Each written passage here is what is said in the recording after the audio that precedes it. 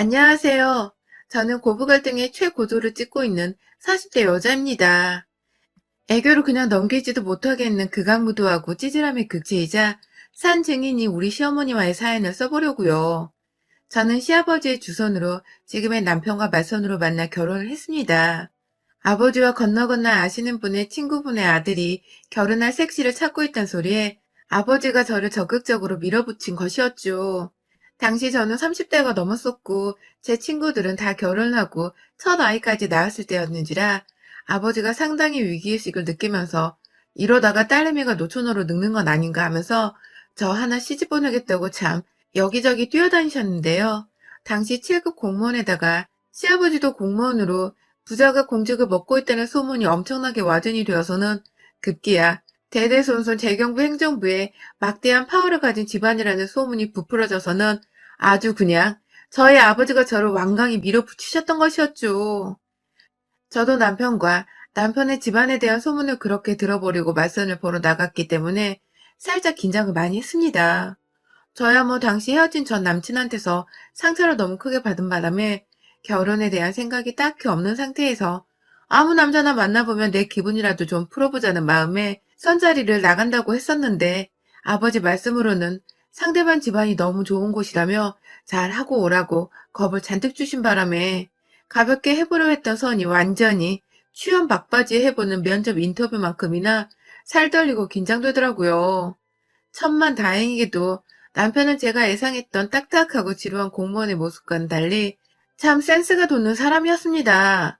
말도 잘 통했고 무엇보다 둘이서 첫 만남부터 개그 코드가 잘 맞은 덕분에 다음날 연달아 데이트도 순조롭게 하게 되었었고 저와는 달리 당장에 결혼하는 것에 서두름을 느꼈던 남편이 곧장 결혼을 해보자는 말을 꺼낸 바람에 저도 얼떨결에 반대하는 사람이 주변에 하나 없는 환경에서 좋다고 결혼을 해버렸어요.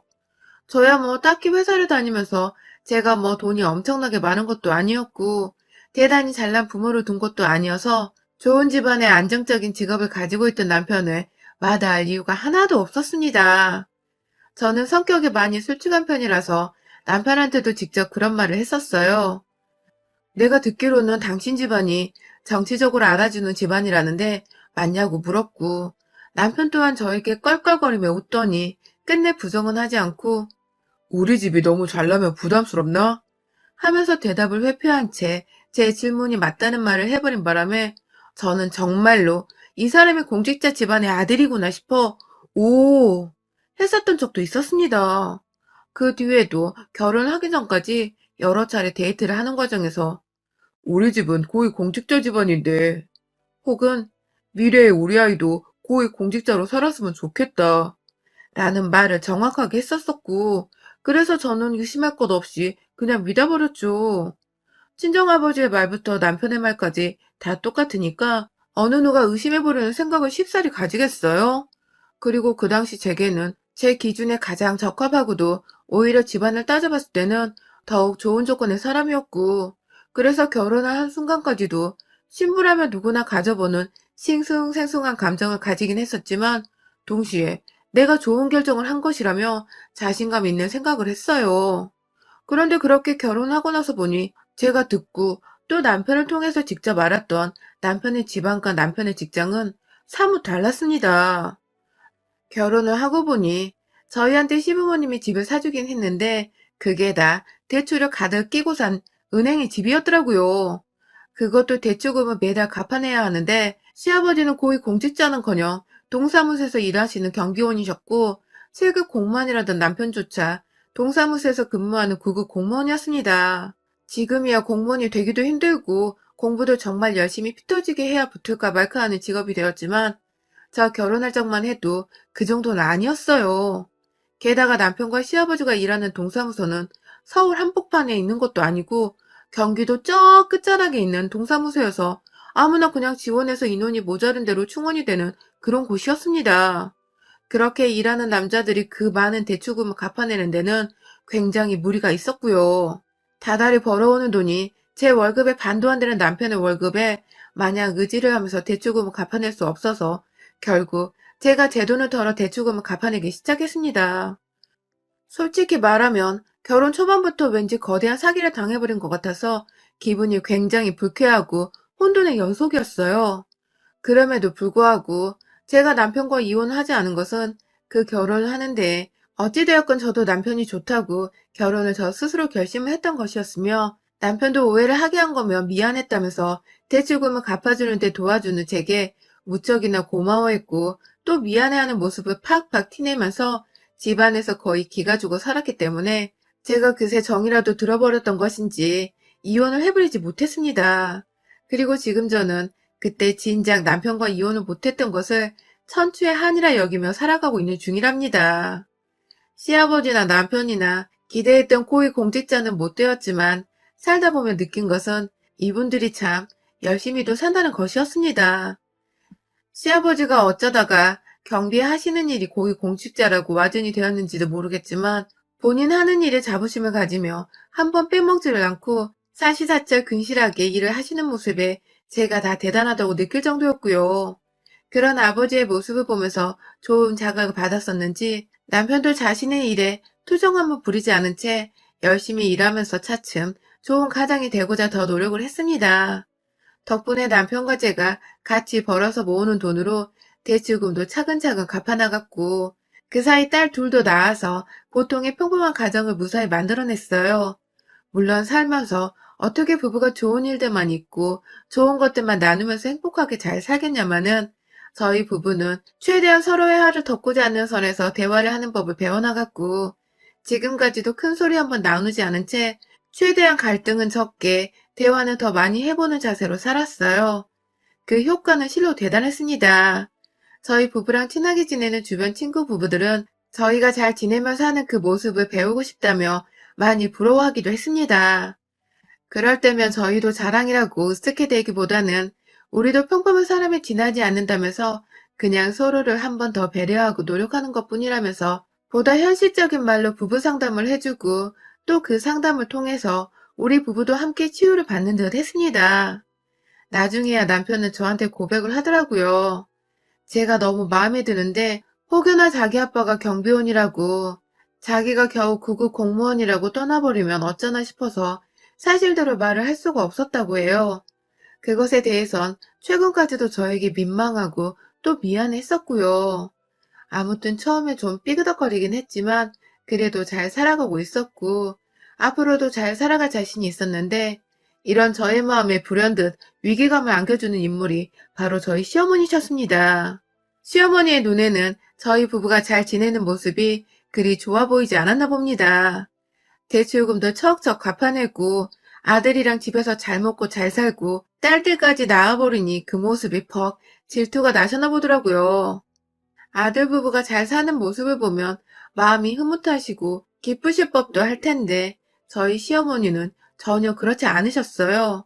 처음 제가 대출금을 제 월급으로 갚아가겠다고 말씀을 드렸을 때부터 저한테 우리 아들 기죽이라 시집 왔니? 라고 말씀을 하시던 분이셨습니다. 저는 남편이 대출금을 당장 갚을 만큼의 여유 있는 돈을 벌지 못하고 있고 그 때문에 둘이서 죽어라 벌어 한참 갚아나가야 하는 돈이기에 더 벌고 있는 제가 도와주겠다고 나선 건데 시어머니 눈에는 제가 더 돈이 많으니 그까짓 거 내 월급으로 낼게 하면 제가 자기 아들 기를 죽인 듯한 모습으로 보였나 보더군요. 문제는 저는 이렇게 갚아야 하는 빚이 많은 줄도 모르고 시집을 온 어찌 보면 졸지에 집 산다고 빚을 지고 결혼을 해서 저한테 면목없고 염치 없어 하는 남편과 시아버지 앞에서 시어머니는 아주 당연하고 별것 아니라는 듯이 제가 그럴 가치가 있는 애야? 왜 당연한 걸로 미안해? 하며 여러 번 무안을 주기도 하셨습니다.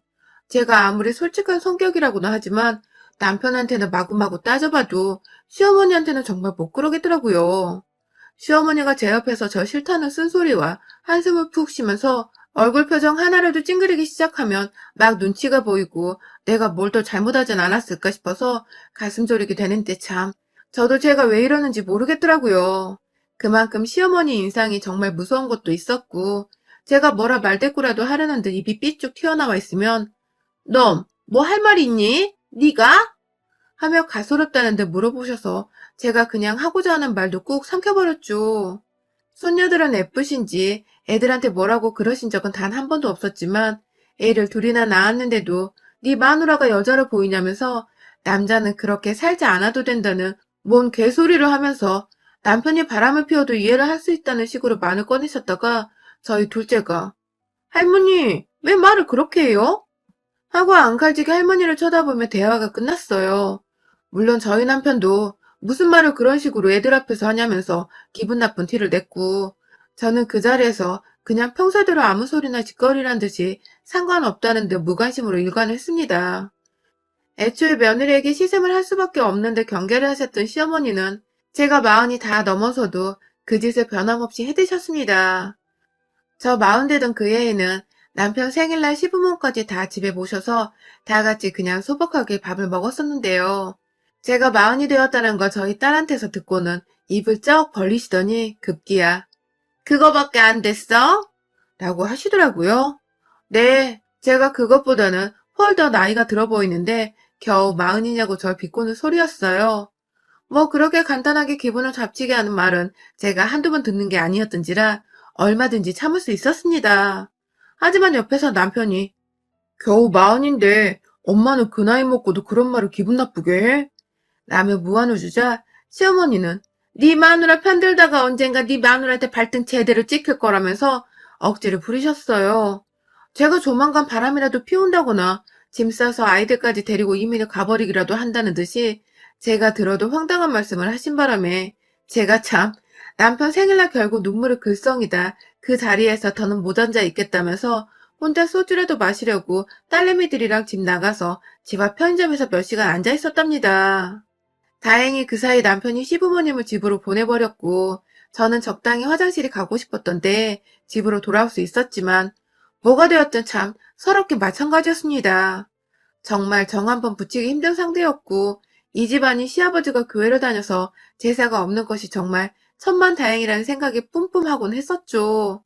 그럼에도 시부모님께서는 남편이 유일한 자식이었고 집도 가까이 있다 보니까 저희가 시부모님을 모셔오거나 저희가 시댁에 가서 밥 한 끼 정도는 먹는 일이 좀 잦았어요. 코로나 터지고 나서도 딱히 저희는 서울에 살던 게 아니었기 때문에 그리고 코로나가 막 터지는 그런 동네도 아니었기 때문에 비교적 마스크만 쓴 채 전과 다름없는 일상을 유지해갔고 그렇게 저희 가족들이 시댁도 자주 들락날락 했었는데요. 가족들끼리 앉아있다 보면 아이들이 애교를 부리거나 웃게 만들어줄 때가 참 많잖아요.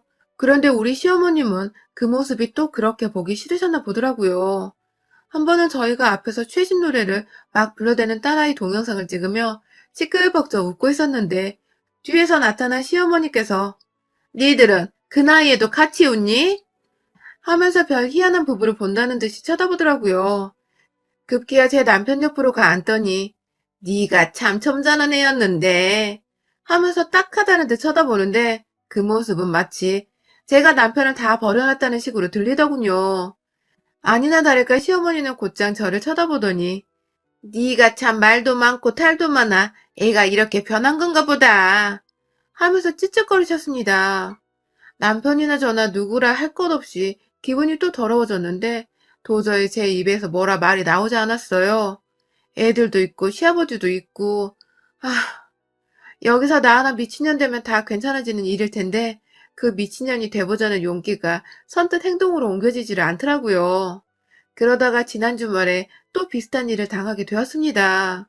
사실 저희 가족이 웃고 있을 때마다 옆에 와서 시어머니는 꼭 그만 웃으라는 듯이 말을 툭 끊고는 저희 남편의 관심을 사보겠다며 뜬금없이 손톱깎이를 들고 오셔서는 눈이 침침해서 잘 안 보이니 잘라달라고 하신 적이 많았어요. 한 번이 아니라 정말 여러 번 그랬고 그러다가 남편의 시선이 다시금 저희에게 오려고 하면 기다렸다는 듯이 팔톱도 잘라줘라 하면서 남편을 도로 붙잡기도 하셨었죠. 그 짓을 지난 주말에 시댁에서 다시금 해버리셨답니다. 밥 먹으러 오라고 연락이 와서 얼떨결에 집에서 좀 쉬고 있다가 점심을 먹으러 시댁에 갔어요.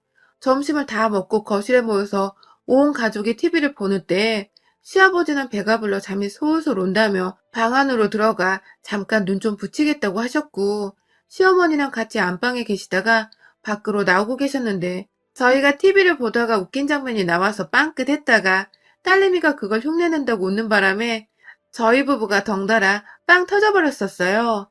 보통의 어른들이라면 이런 아이들과 부부의 웃음소리를 마냥 듣기 싫다고는 안 하잖아요. 그런데 저희 시어머니는 그게 또 굉장히 귀에 거슬렸는지 아이고 귀 따갑다 귀 따가워 별나다 별나 하면서 찝쩍거리며 제 신경을 잔뜩 곤두세우더라고요. 처음엔 시아버지가 주무시러 들어가셨으니 저희가 조용해야 한다는 뜻인 줄 알고서 금세 제가 아이들을 진정시키며 조용히 TV를 보려고 했는데요. 시어머니는 역시나 이전에 그랬던 것처럼 남편의 옆자리로 쓱 자리를 잡고 앉더니 이내 저를 향해 고개를 빼꼼 내미며 너는 참 이래도 욕먹고 저래도 욕먹고 힘들겠다 하면서 어디서 또 챙겨왔는지 손톱깎이를 들고 오셨더라고요. 남편을 붙잡고는 그 자리에서 뜬금없이 지난주에 뭘 했는지, 뭘 먹었는지에 대해서 물어보며 급기야 남편의 몸을 완전히 자신에게 돌려서는 딱 자신만 바라보도록 만들었고 손톱을 잘라달라며 남편에게 손톱깎이를 건넨 바람에 남편은 급기야 TV 보고 있는데요? 라고 난처해했다가 시어머니의 찡그러진 표정에 아, 네, 깎아드릴게요. 하면서 그걸 손에 쥐었죠. 그런데요, 시어머니가 그렇게 남편을 돌려세우고는 한다는 말씀이 넌 네 와이프랑 안 지겹니? 맨날 그렇게 붙어서는 라면서 애들 다 있는 앞에서 부부 사이가 안 지겹냐 소리를 하시더니 급기야 저를 또 쓱 쳐다보시더니 곱게 늙을 줄 알았는데 저렇게 늙을 줄 알았음. 내가 맞선 안 보게 하는 건데. 하면서 이번에는 꽤나 센 뻘소리를 해대면서 저를 확 빈정상하게 하더라고요. 아니 너무 평소에도 일관되게 재수가 없었던 분이신지라 제가 그러려니 할 수 있을 법도 한데 애들 앞에서 저런 소리를 대놓고 하시는 건 참는 저도 인정하는 꼴이었는지라 그냥 넘길 수가 없었어요. 그때 남편이 또 그런 소리를 하냐며 손톱을 그만 깎자고 하자 시어머니는 발톱도 깎아야 한다면서 남편을 붙잡았습니다. 그리고 전 그걸 그냥 두기가 싫었습니다. 보다 강력한 방법을 써보기로 했어요. 남편에게서 손에 들고 있던 손톱깎이를 제가 받아냈어요.